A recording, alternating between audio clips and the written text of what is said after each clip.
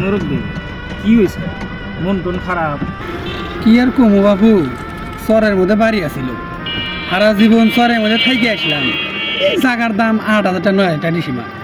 যে হন থেকে বাড়িটা ভাঙ্গে নিয়েছি ওই হন থেকে আগার হইল জায়গার দাম লাগতে হ্যাঁ।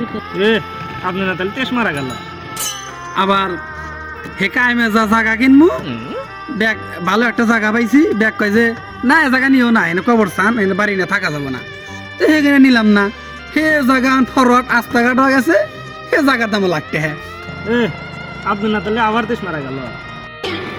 আবার বাইকনারা আইসা কইলো যে মামা টেহা দেন বিদার যাম কামাই কেজি করে দিমুনি। হ্যাঁ তো আন বাইকনা বিদার যাইবো, টেহা পয়সা তো দেয় নাকবো চাইলো, আতে টেহা পয়সাও নাই।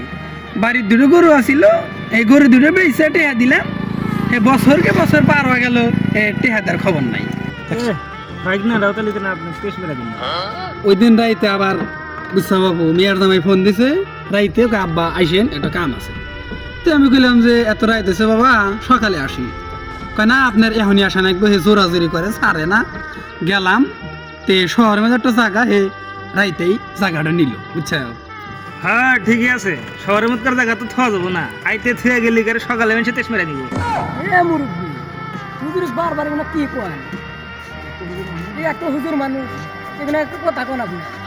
কি আর কম, মরার পরে হুজুর যাবো বেচতে, আমার যাবো তেস মারা।